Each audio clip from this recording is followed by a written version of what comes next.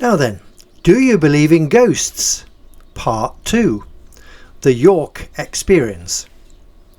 Now, my wife Ruth is perhaps the most level-headed person you could wish to meet.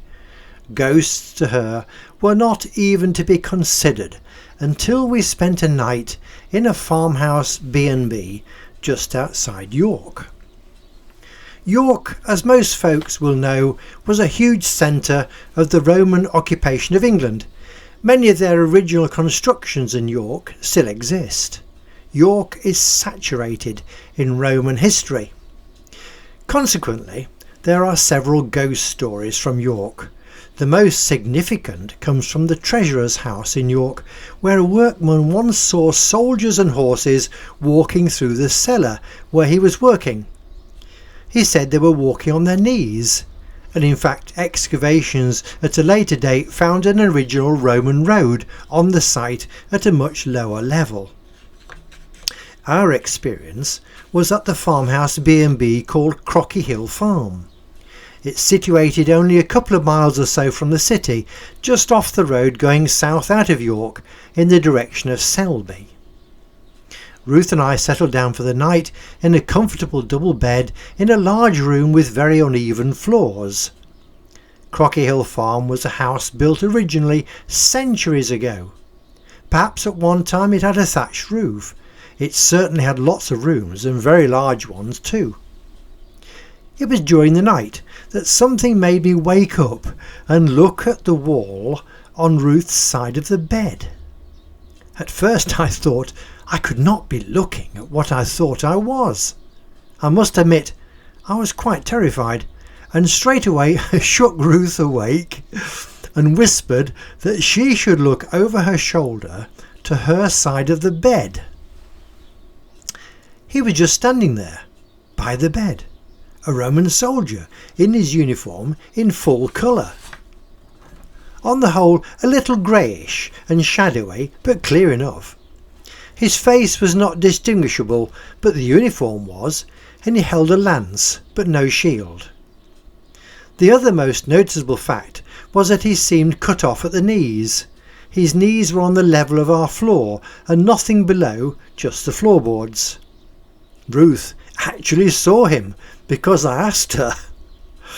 As we both clung to each other, he continued to stare and stand, there for perhaps just for a minute or so, and then just faded away. Next morning the landlady looked at us and said, "You've seen him?"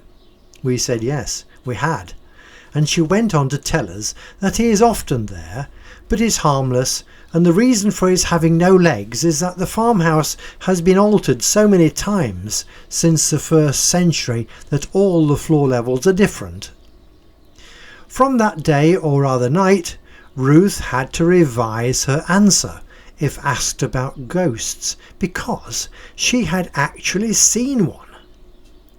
Finally, there is a ghost who used to live on the perimeter track of the old Spilsby airfield close to Northcote, where we used to live.